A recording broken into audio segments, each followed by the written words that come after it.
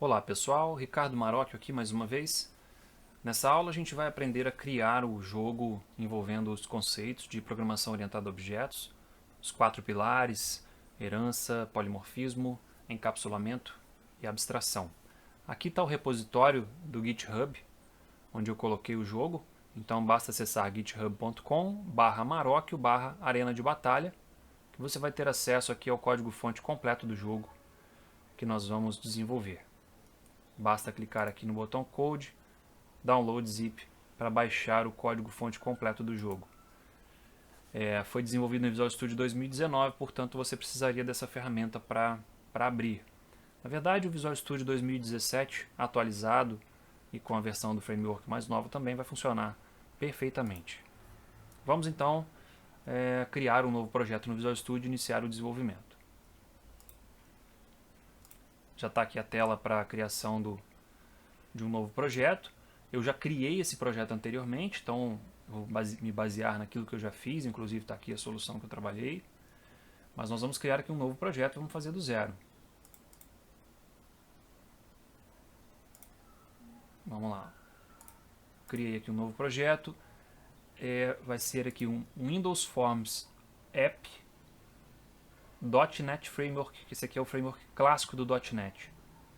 Essa aplicação, como ela é visual, ela tem que ser do tipo Windows Forms.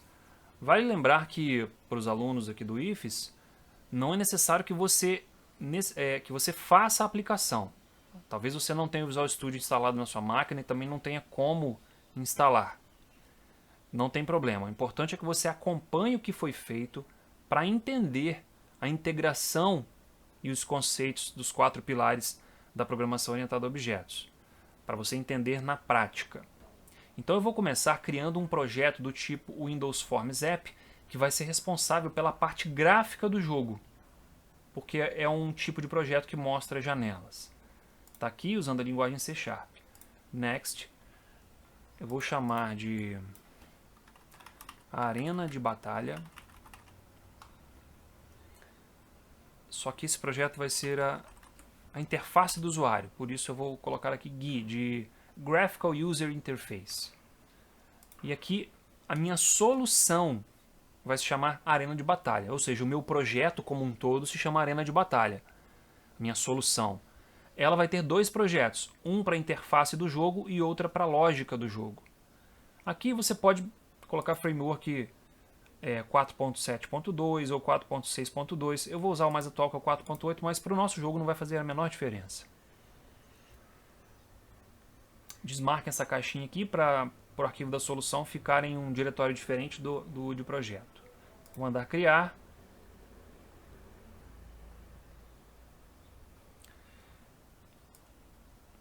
E aí ele abre para mim o Visual Studio com um novo formulário já carregado, né?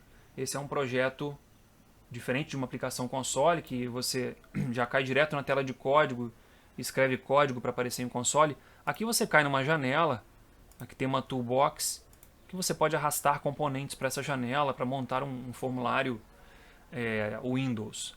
Nós não vamos usar componentes porque nós vamos renderizar figuras aqui dentro dessa tela. Aqui dentro vai aparecer o nosso jogo.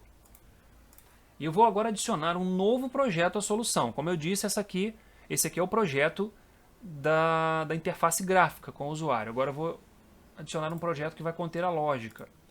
Aqui eu tenho a minha solução, aqui no Solution Explorer. Se você não estiver vendo o Solution Explorer, vem aqui, ó, View, cadê você? Aqui, ó, Solution Explorer. Aí aqui vai aparecer a solução e um projeto que está dentro dessa solução. Eu vou colocar mais um projeto. Botão direito, Add New Project. E agora eu vou escolher essa opção aqui, ó, Class Library .NET Framework. Cuidado para não escolher .NET Standard, porque vai ter alguns problemas de compatibilidade. Então use .NET Framework. Next. Arena de Batalha. Game Logic.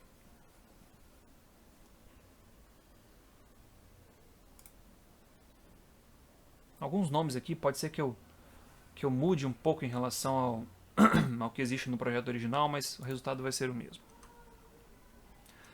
Esse novo projeto já vem aqui com uma classe. Essa class 1 aqui que eu vou apagar. Delete para apagar, ok. Esse formulário aqui, eu vou dar um F2 aqui nele para renomear para form. Vou tirar esse 1. Principal. Pronto.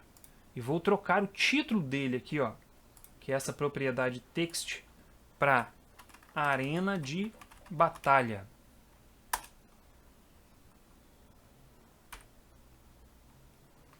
Shift Ctrl S salva tudo que estiver pendente para ser salvo.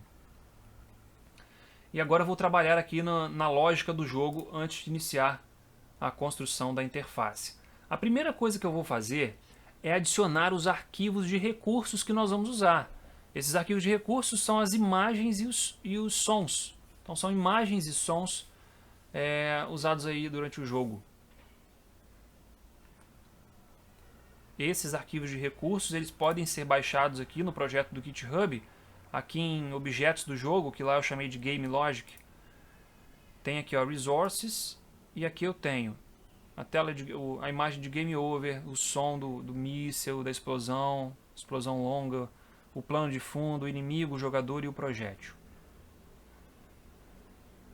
Eu vou colocar esses elementos agora lá no jogo.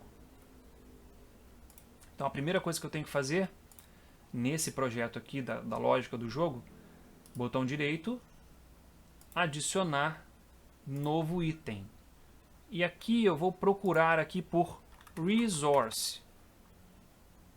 Tá aqui, ó, resource file.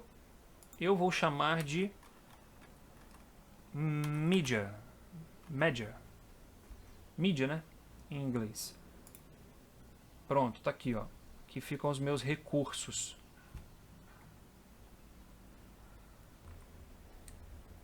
Para adicionar um recurso, eu venho aqui no botão Add Resource e aqui, ó, Add Existing File.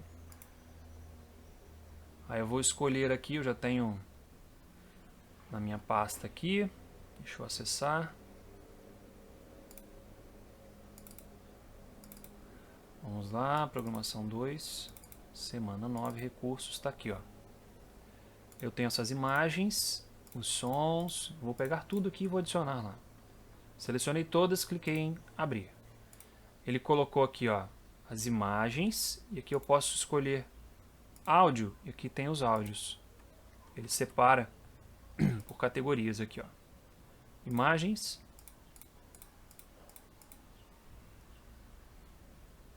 e os áudios. Pronto. Agora os recursos já estão prontos para a gente utilizar. É simples assim. Esses recursos eles são embutidos no executável do jogo quando você compila e não precisa ser distribuído como arquivo externo. Vamos então agora começar a programar as nossas classes. Observe que ele criou uma pastinha aqui para os recursos, mas que serão compilados. Se a gente observar aqui em propriedades, vamos aqui, ó, Media, ó, Build Action Embedded Resource, significa que quando você compilar, ele vai ser embutido no seu arquivo executável. Agora eu vou criar a minha primeira classe. Assim, antes de eu criar a classe, eu vou trocar aqui o modificador de acesso para público. Porque se eu mantiver interno, só esse projeto enxerga. Se eu colocar público, aí o meu projeto de interface consegue acessar esses objetos. Tornei público. Agora eu posso fechar isso aqui. Não vou mexer mais nesse arquivo, ele já está pronto. Agora eu vou trabalhar nas minhas classes. A primeira classe, que é a ancestral de todas, vai ser a classe GameObject. Então eu vou aqui em adicionar classe GameObject. E nós vamos trabalhar agora nessa classe. Primeiro eu vou transformá-la aqui em public, para que ela possa ser usada pelo pacote, pelo projeto arena de batalha.gui. Se ela fosse internal, ela só poderia ser usada por esse projeto. Então essa é a diferença do internal para o public. O internal é um public para dentro do projeto. Então para outros projetos não serviria. Vamos manter aqui public.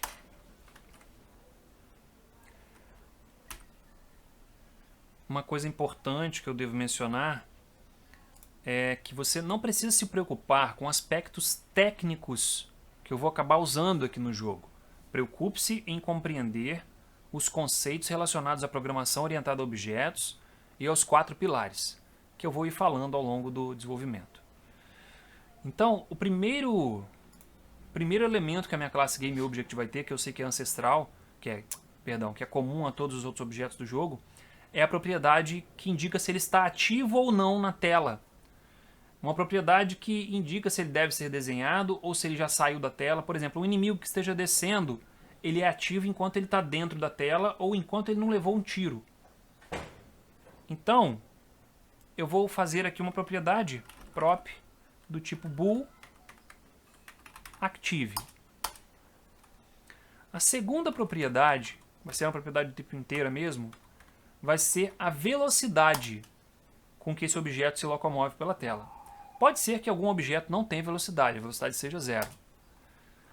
Agora eu preciso de propriedades que determinem a localização do meu objeto.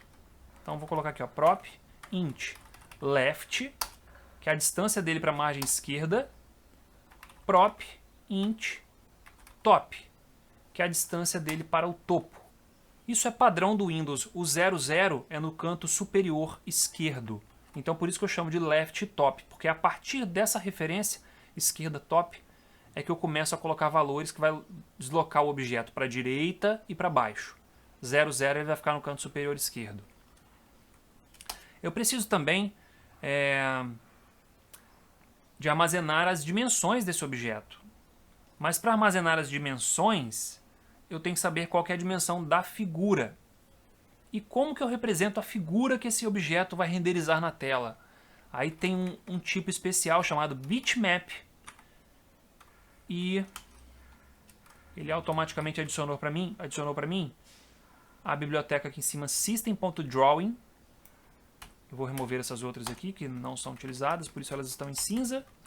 System.drawing. E aqui, ó, eu vou chamar essa propriedade de sprite. Esse é um nome comum no meio de desenvolvimento de jogos.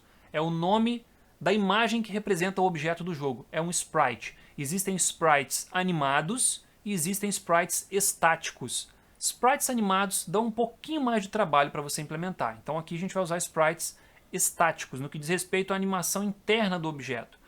As minhas navezinhas aqui, por exemplo, elas não têm um foguetinho soltando fogo ali, não mexem para um lado e para o outro paradas. Elas só se deslocam, mas não tem animação interna.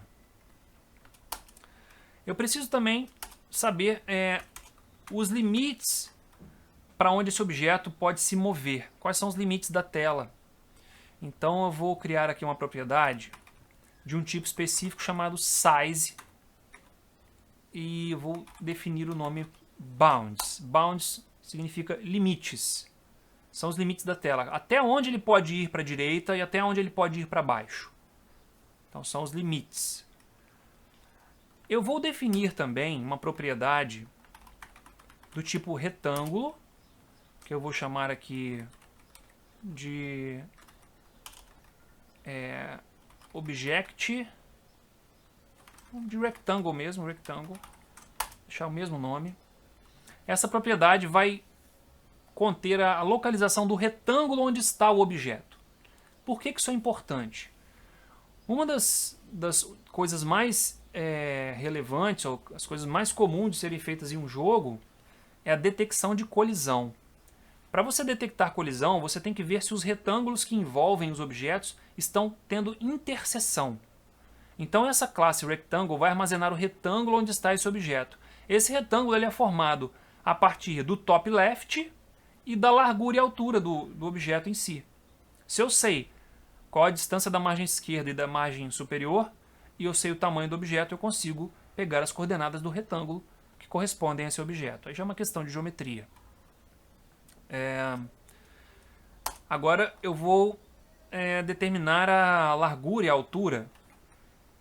Vou fazer uma coisa diferente aqui. Vou pegar esse sprite aqui e vou colocar ele aqui em cima, a imagem, só por questão de organização.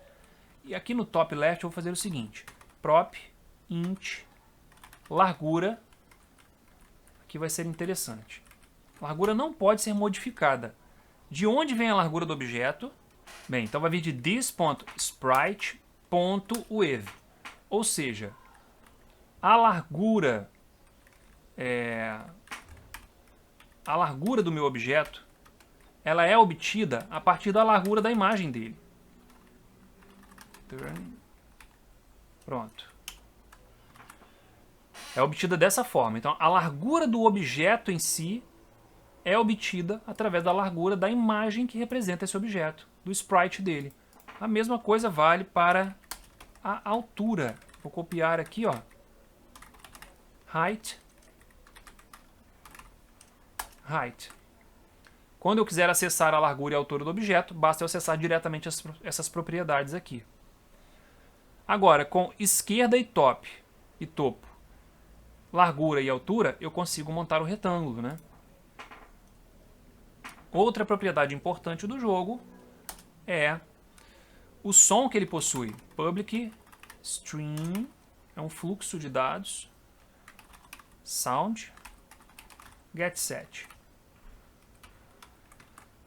Todo objeto, ou melhor, quase todos os objetos possuem um som associado. Por fim, eu vou declarar aqui uma referência para a tela de pintura do meu formulário. É através dessa referência que eu vou conseguir mandar pintar o meu objeto lá. Então, essa tela de pintura vai ser armazenada, uma referência para ela, numa propriedade do tipo graphics. Eu vou chamar de graphics. Eu vou chamar de screen, que representa a minha tela. Ou seja, screen possui método para eu desenhar o objeto na tela. Toda vez que eu criar um novo GameObject, eu tenho que informar onde ele vai ser desenhado. E uma última propriedade que eu vou declarar aqui, que é uma propriedade privada, é private sound player. Vou dar um Ctrl ponto para resolver aqui, ó. Já adicionou para mim.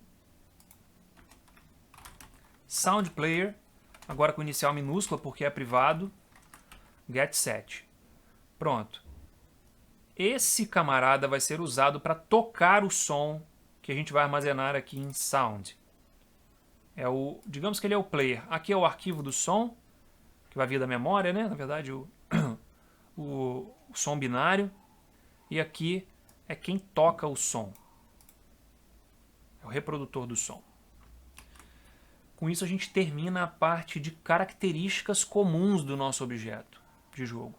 Todos os objetos do nosso jogo terão essas propriedades.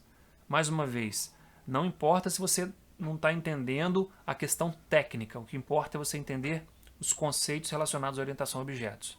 Se você conseguir entender também os conceitos técnicos, pelo menos um pouco, e quiser inclusive depois modificar, vai ser ótimo. Vai ser mais um ganho que nós vamos ter. Nessa aula a gente vai terminar por aqui. Na próxima aula nós vamos definir quais são os comportamentos comuns aos nossos objetos do jogo. Até lá!